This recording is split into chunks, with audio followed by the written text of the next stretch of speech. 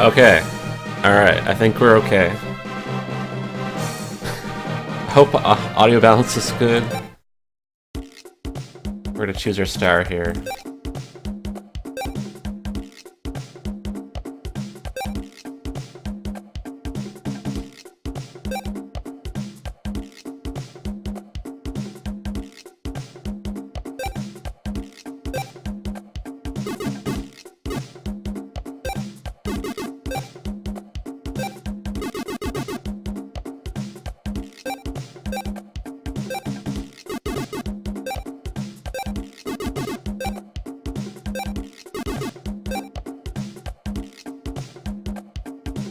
Okay, okay, okay. Oh, okay. Alright. Wait. Why is it dark? Oh, it's light, but it's purple for some reason, because the white background, you know? Okay, alright. Alright, so I will be beginning the game soon. Gotta just click the OK button here. I think we're ready, so I'm just gonna get this on the road here.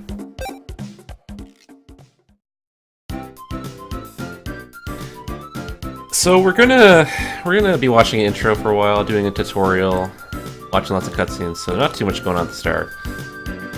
But I will explain how this game controls. So I'm on an emulator, so I'm going to use the mouse cursor for the stylus. And I'm also going to be holding on to a controller with one hand.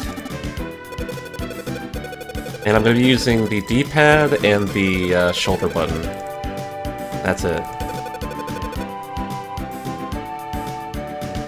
So I'm using a mouse with my right hand, and then I have a single button and a D-pad in the other hand. And the way you mash this game is you mash the stylus and the shoulder button. So you just click away.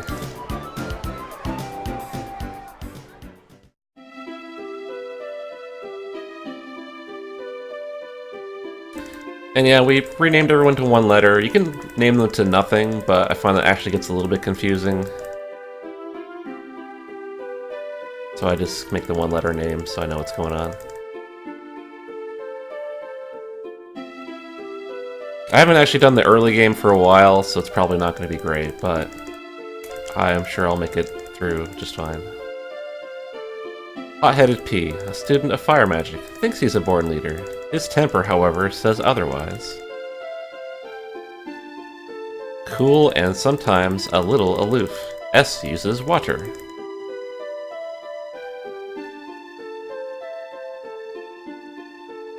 Curiosity shop. Oh, this robot. This robot is pretty good early on, but man, does he ever fall off later. Also, this guy's the best character in the game. And Rabbit Girl is also decent.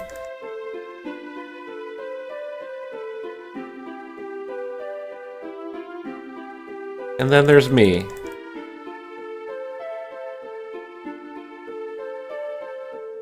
The weird-looking person. And yeah, if you're familiar with Legend of Mana, the same artist did the art for this game. Brownie Brown is actually a lot of the developers that worked on Legend of Mana for Square. They kind of broke off, made their own company, made like DS games, GBA, and like mobile games and stuff. The artwork's pretty good. Although a little weird at times.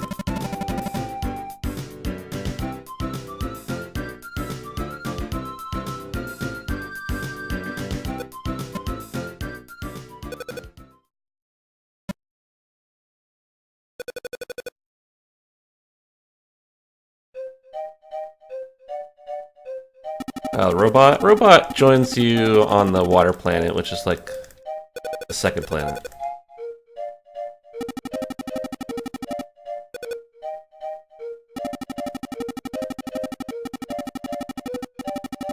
We're looking at like an hour or something.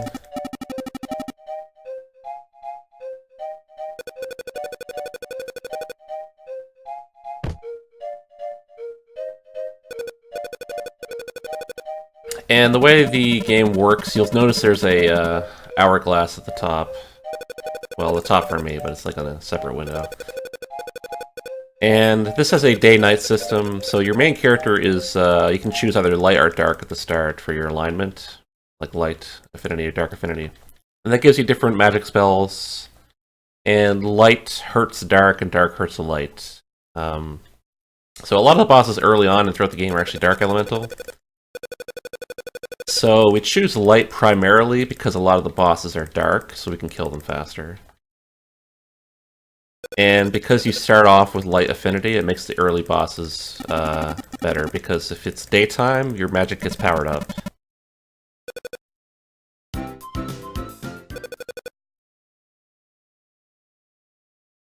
And then if it's nighttime, your dark magic gets powered up, so... We're going to try, if at all possible, to fight bosses during the daytime, but it's not always guaranteed because a lot of the random encounters can go various ways. So... hopefully we'll get that to work. Alright, so tutorial battles, we're just gonna... Oh yeah, by the way, this game heavily uses the stylus. So I have to click on everything in battle to menu. There's no menuing in battle with the D-pad, I have to actually click on all the buttons. So get used to that. Also, one thing they never actually tell you in the tutorial for this game, or in the manual, is that you can actually hold down the shoulder button and skip magic animations.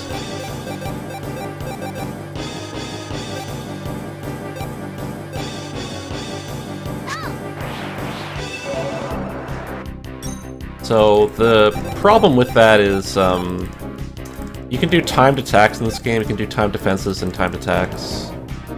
And if you skip the magic animation, you don't actually have the ability to do a timed attack, so your magic is actually weaker as a result. So you have to kind of balance between the fact that your magic will be stronger if you time it, but you have to sit through the animation. But oftentimes, it's going to be worth actually timing magic, so we'll be doing that quite a bit.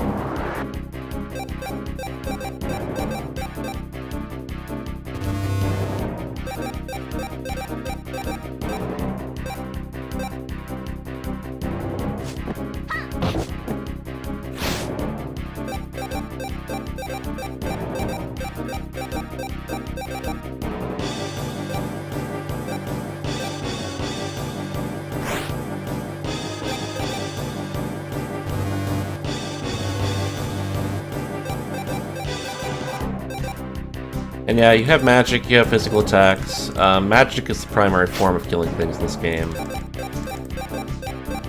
So you're pretty much only going to be seeing magic and bombs.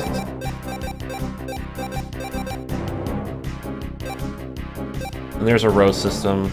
Back row, you can't be targeted by physical attacks, assuming there's anyone in front of you. And, magic has different effects in the back row. Depending on what type of magic spell it is, it can vary quite a bit on what it actually does.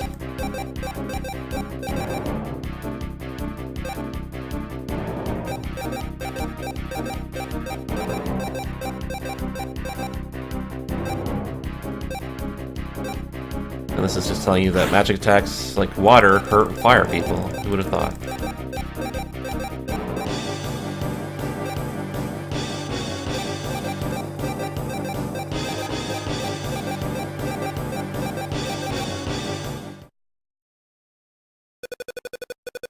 But yeah, like, later on in the game, there's certain enemies that are like strong against magic, and they're expected to use physical attacks, but bombs are actually physical-based. The bombs will be your primary way of killing those.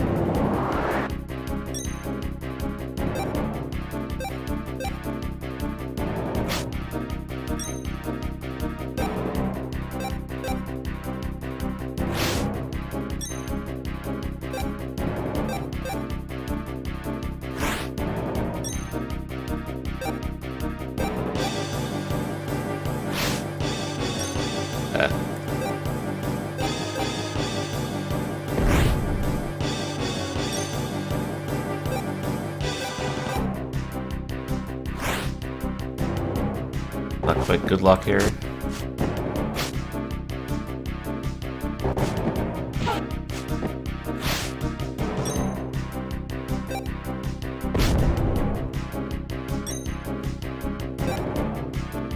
So the back row characters right now, they target 3 random enemies with their spells.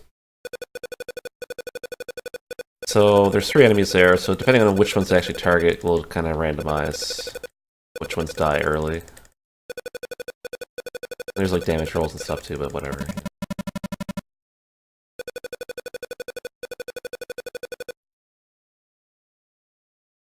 And yeah, we're on emulator, so you'll be seeing Cursor Chan full time.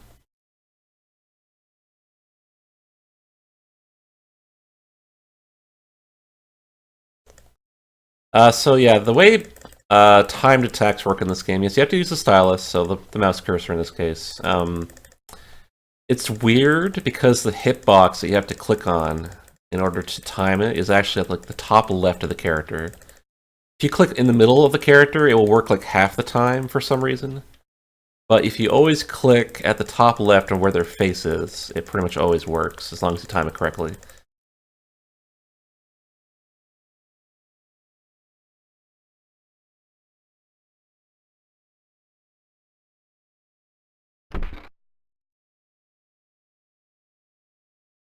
And later game spells actually have a tighter timing, so I have to be more careful with those, but early game spells are pretty simple. It's just, the visual cue is just whenever you see the symbols around the character disappear, you just click the button. So, if I miss a single spell strike throughout the whole game, it's probably only going to be towards the end, if it's like a late game spell. Everything else should be pretty simple. Time defenses, though, in this game are a little bit annoying, because a lot of the enemies are built and specifically set up in a way where the attacks they do are trying to trick you.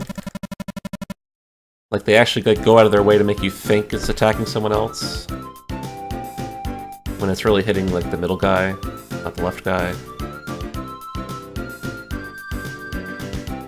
So it can get a bit confusing, and you have to be pretty quick with your reaction to it, too. So I'll probably, like, fail a lot of time defenses, because some of them are actually pretty tight.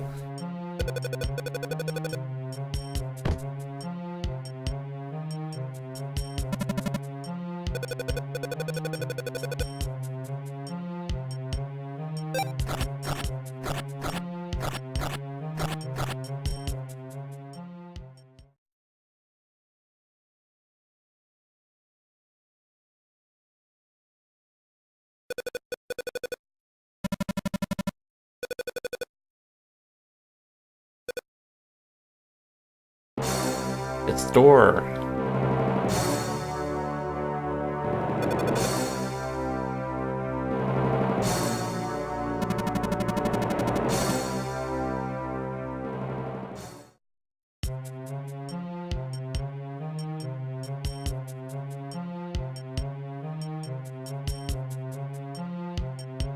He talks very, very fast.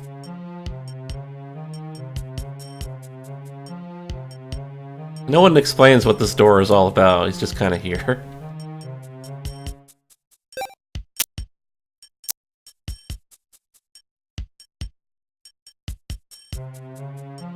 Also, I think it might be easier to react if you did have an actual stylus, not a mouse, but, I don't know.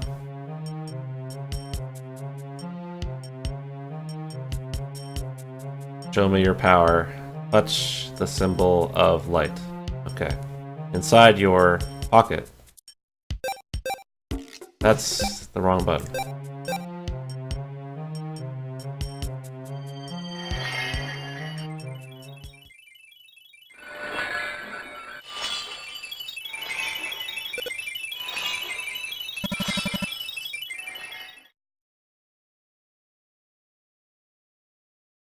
Now opens the door to the heavens.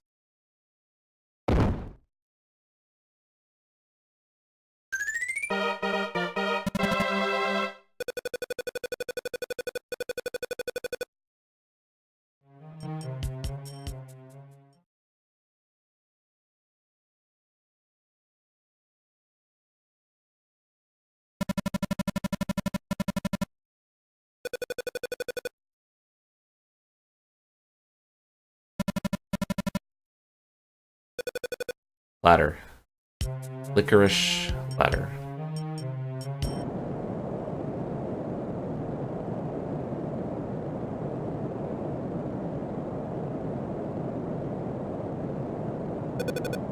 Alright, so everyone in our party will take their own spaceship and crash land on various planets.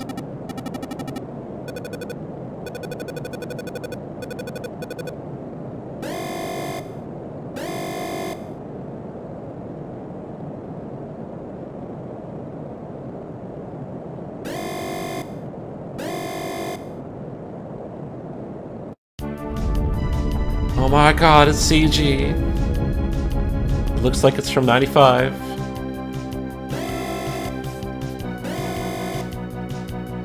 At least the sprite works good.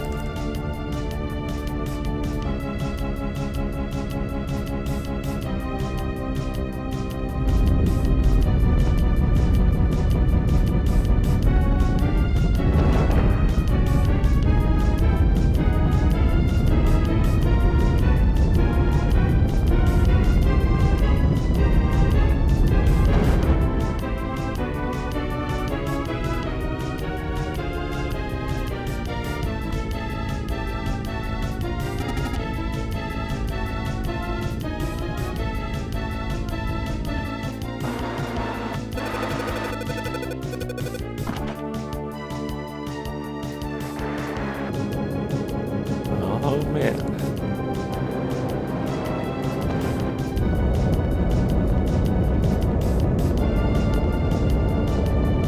Away she goes.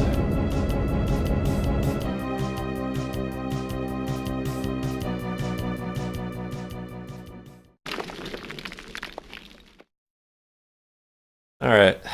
Now we're going to enter our own spaceship. Screw these guys. Let's just go on the spaceship. Gigafloppy neurobrain online, real-time actuators activated.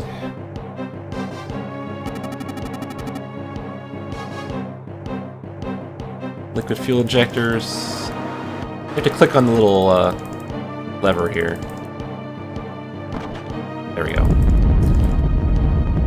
Funny thing about this game is that the early game, they actually kind of make it cinematic with how you use the stylus. Like there's like buttons and stuff. You have to click on your own character to make them wake up. Stuff like that. But that kind of falls off after the first planet, and it just kind of gives up.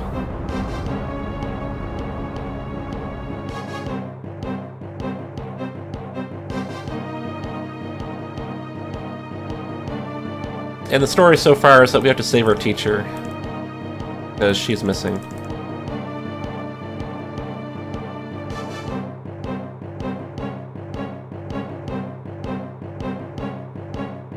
And we're at a magical school where magic happens.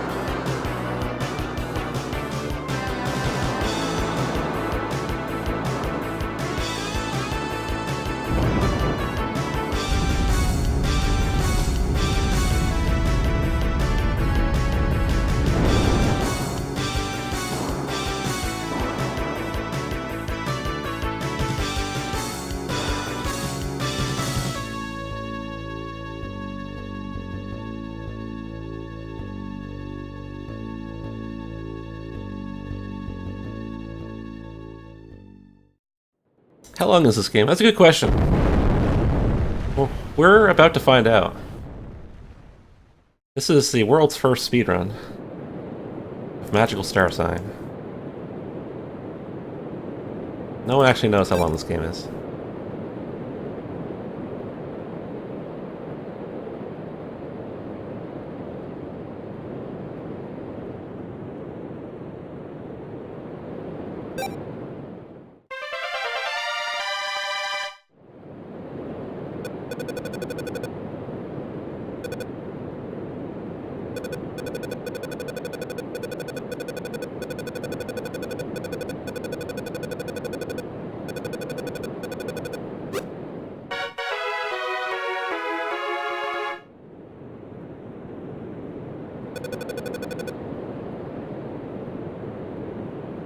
That was a little too far. I haven't done the early game for a while, so bear with me. So there's field magic in this game. This is just used for story triggers for the most part. There'll be a couple uses for other stuff, but for the most part it's just getting past story stuff. Use wind magic, away goes the sandstorm.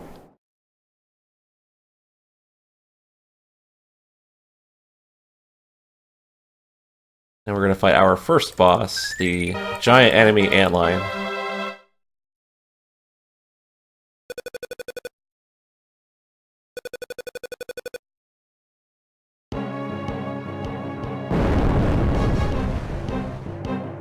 Also kind of crab-like.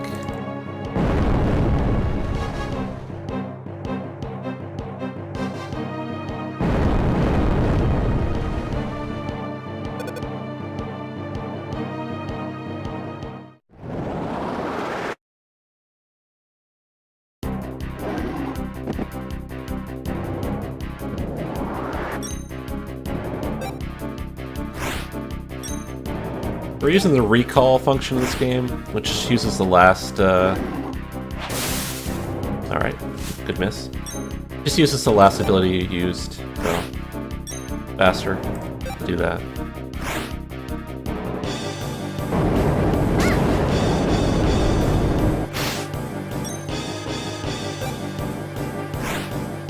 And we're skipping all the animations except for this one.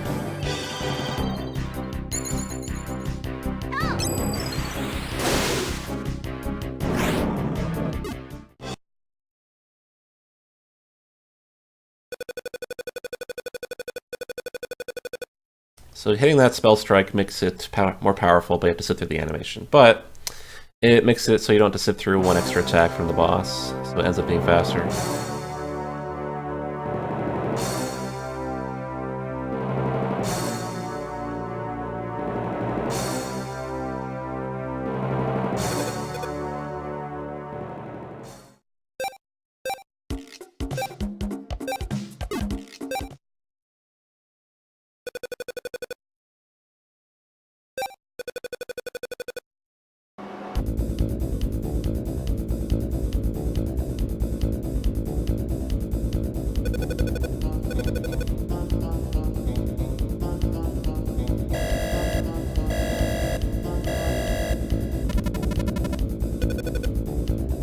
Also, I will note that stat gains in this game are actually fairly random within limitations, so different characters have stat growth, but like some people are faster, have more magic, have more power, that sort of thing. And early game stat growth matters quite a bit.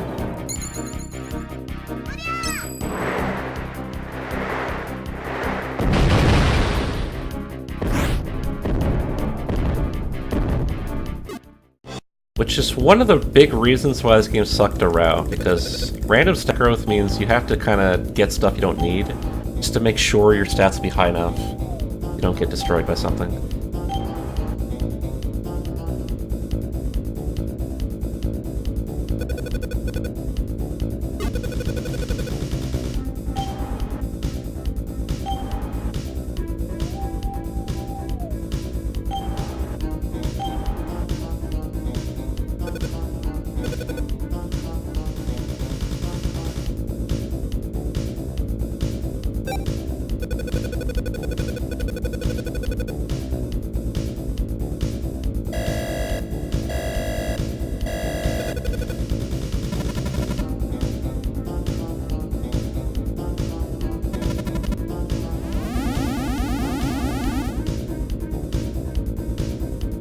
Oh yeah, going back to the back row stuff in this game, so different spells function differently from the back row depending on the character and the spell you use. So, generally speaking, most of them hit multiple enemies at the same time. But some of them do not divide its damage among enemies. So if you're in the back row, it does less damage, but if there's 10 enemies, then you're going to get a lot more damage from the back row than you would from any other spell. So generally speaking, if there's 3 or more enemies, you can use the spell that has equalized damage totals. It's like tier 1. And then from the front row, you're just single targeting enemies. So some spells also do more damage to the front row than the back row, like Wind Magic typically does that. Others hit 3 random enemies, but end up doing about the same amount of damage overall as a single target would from the front row.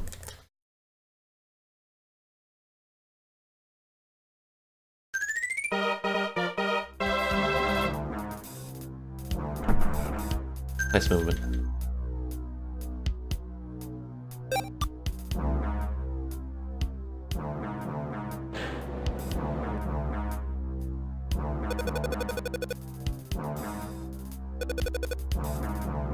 But yeah, earlier we used Lassie from the back row. That's the bunny girl.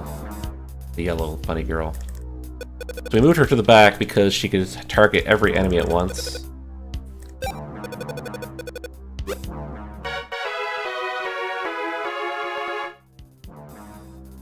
Alright, we're gonna save just because we can save.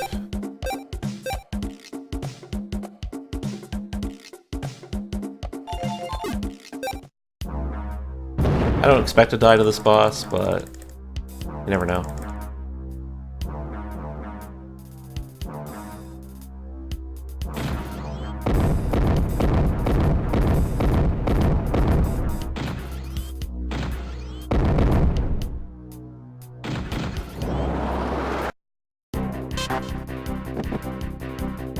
And yeah, Lassie automatically got moved to the front row here. So that's actually helpful, because we want her in the front row.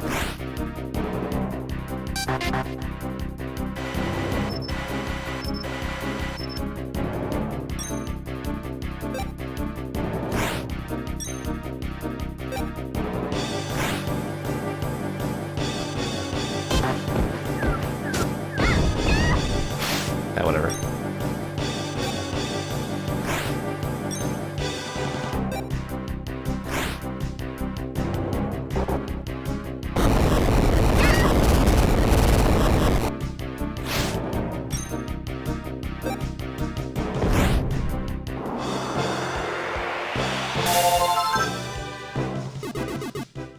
Okay. So I believe our main character got bad stack growth there, and Lassie got agility. I think she's going to be going first, and the boss battle next.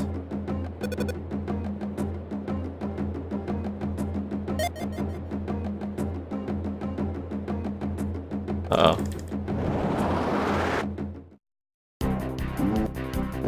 That wasn't supposed to happen.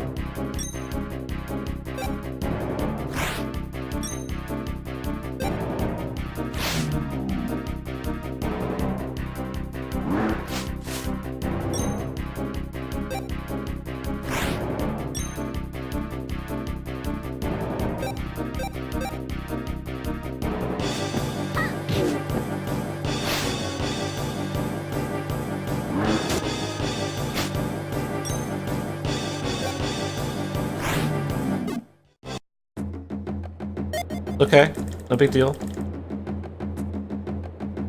Shake it off.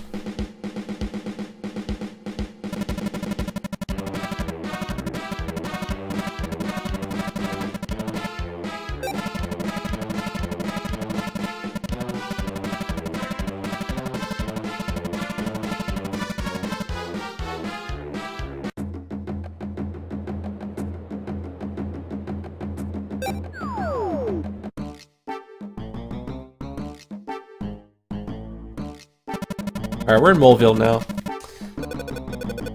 So getting that encounter kind of sucks because it's going to shift our elements forward a bit.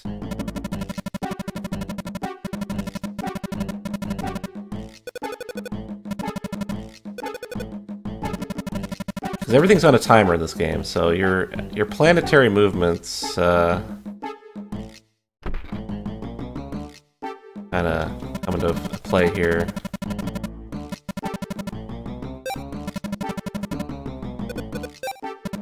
Alright, we're gonna sleep at the inn for, like, you know, about 5 times.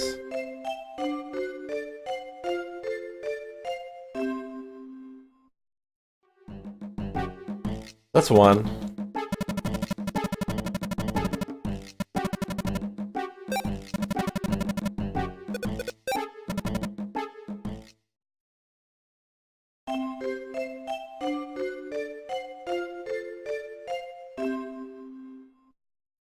That's 2.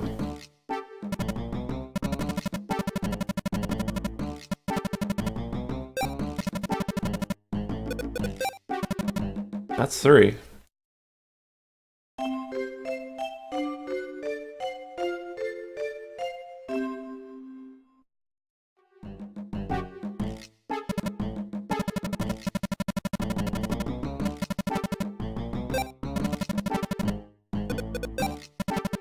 That's 4.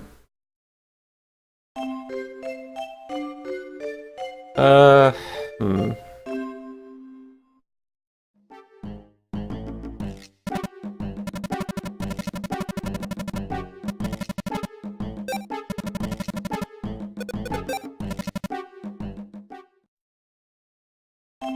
You see how the wind planet's like barely not on wind? So that's why we're doing this, by the way. Like, this kind of sets everything up for the early game. It's gonna be first boss will have wind alignment so that Lassie's spells do more damage. Then it kind of sets everything else up going forward as well to kind of line up correctly.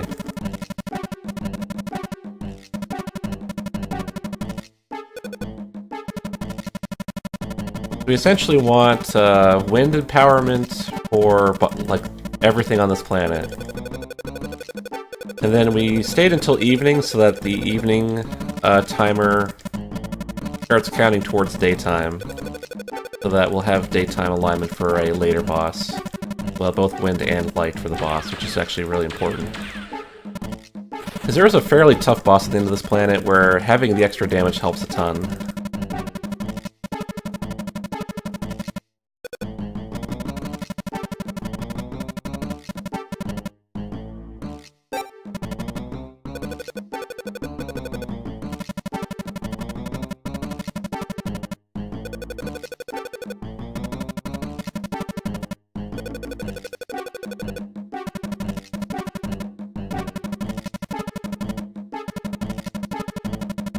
Dude, the cubes are great.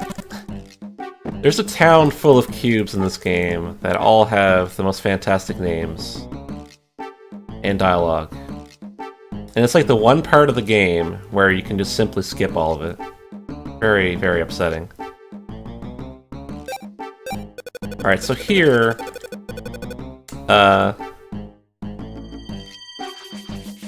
you use wind magic beside a pot.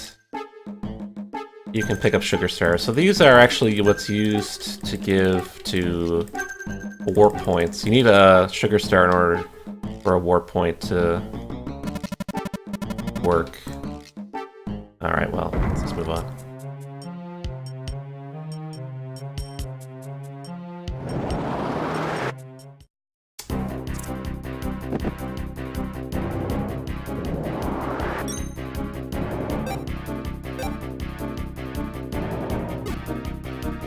Begins.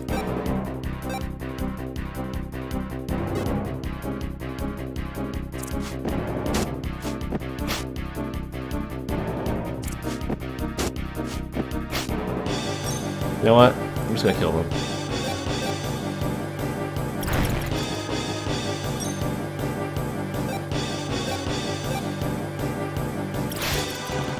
What I should have done.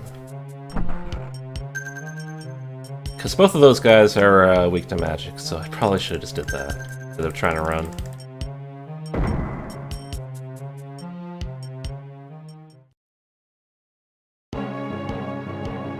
Really sucks though. Running away in this game sucks.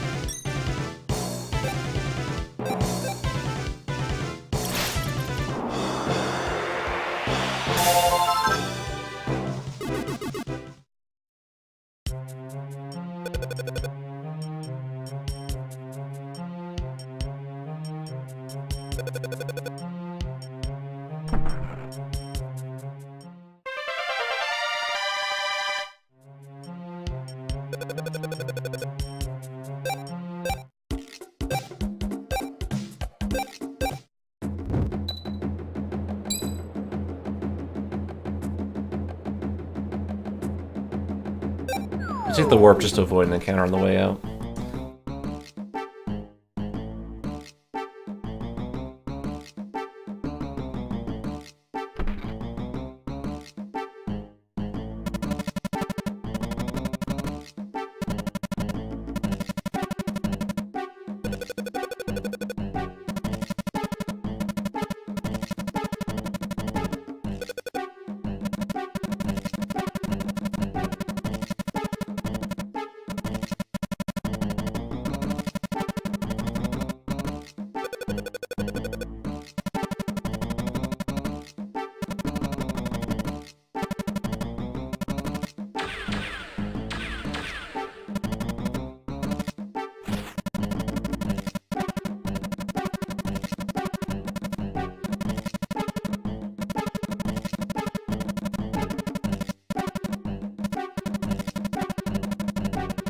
Yep, we're on a nice input display technology here.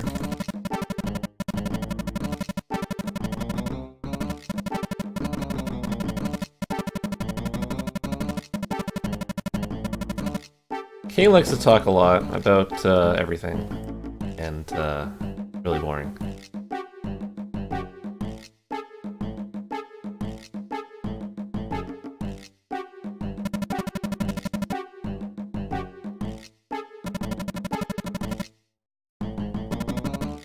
And our boy Blarney will give us 3 chests. I forget which ones I need to pick up, so I'm just gonna grab all of them.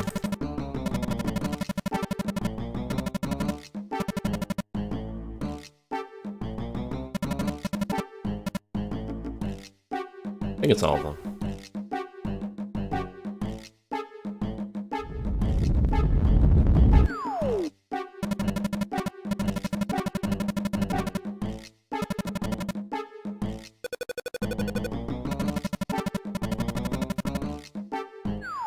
Yeah, I haven't heard this game's audio for a few months, so this is all, you know,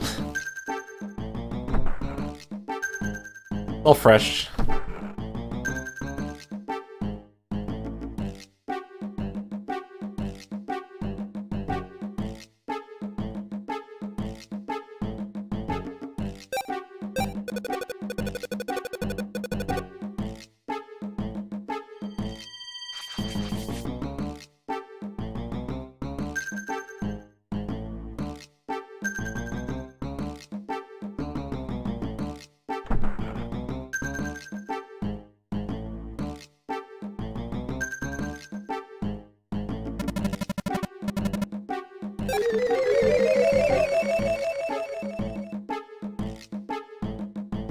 Oh yeah, there's one here. Grab that.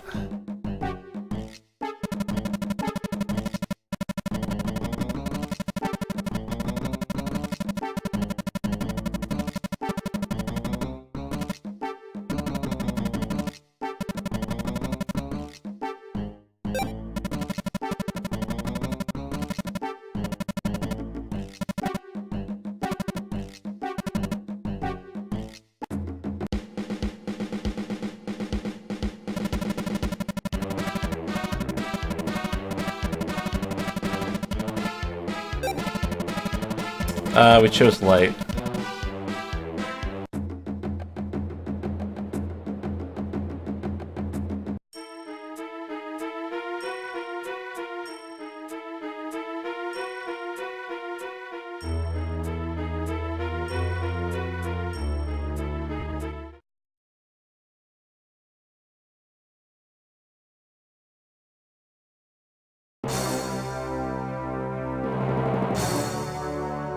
Boy, pizza. Yeah. Just random dudes with hats that you talk to. His name's Pizza. He's what gives you all the war points.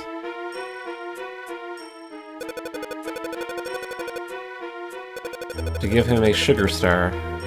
You've been picking up. Oh my god, click on the thing. So one thing about this game is that if you're actually moving, you can actually move with the stylus, by the way, so you can click on the screen and move to that point, but if you're moving with the D-pad and then you try to click on your menu, it'll actually treat it as a stylus movement. So you have to actually stop in place first, before you can click on the menu, otherwise that'll happen.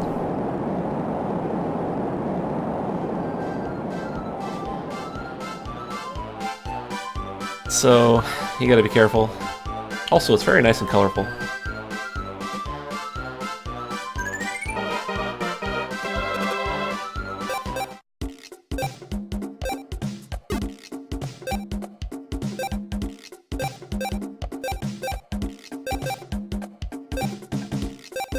And yep, I am doing all my menuing with the mouse, so we will be doing plenty of that.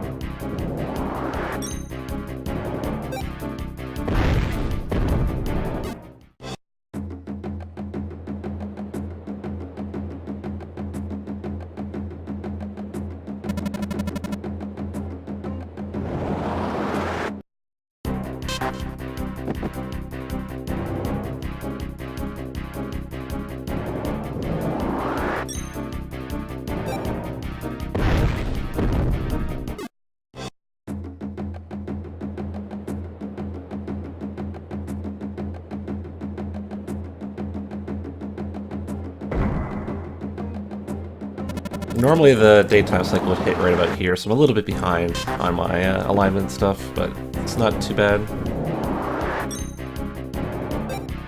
We just need to make it to the boss with both characters aligned. That's really all that matters. I think we're on pace to do that.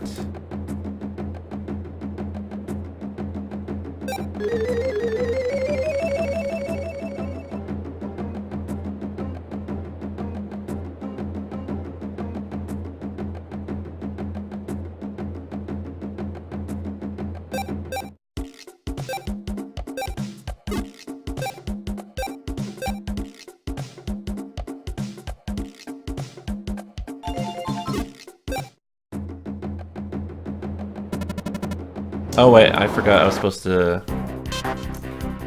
do the thing after this fight. I'm actually gonna reset. I don't want to deal with that. I forgot there was a fight before the thing.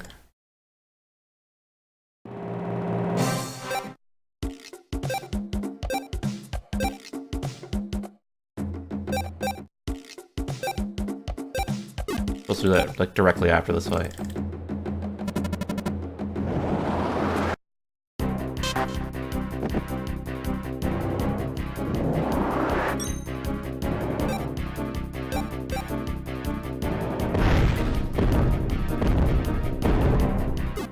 Trust me, that was faster than fighting it. Okay, now we save.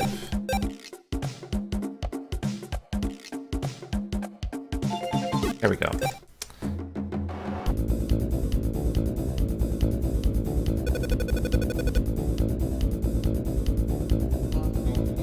Gotta get past these robots.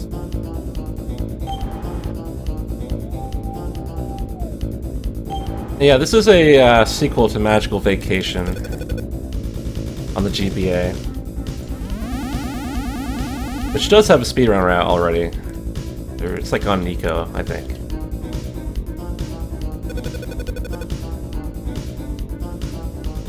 Alright. Perfect.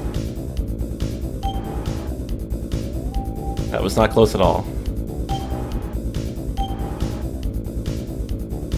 Alright, save again.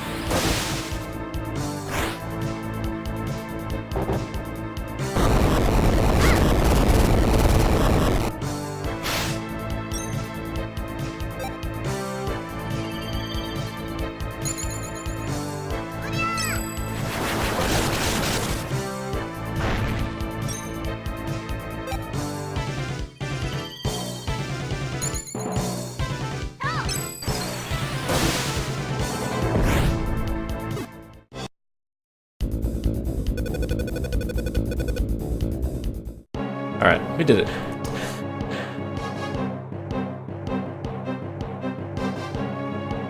So, that's why we wanted the alignment to be on wind and daytime, for the most part, is that all the robots before that fight you can one-shot with Lassie, and then for the boss fight itself you don't need to actually do any healing.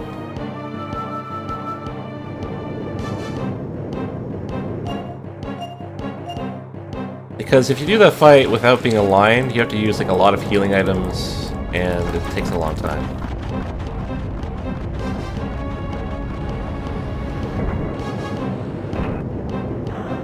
So despite the fact that I had to sleep at the inn 5 times,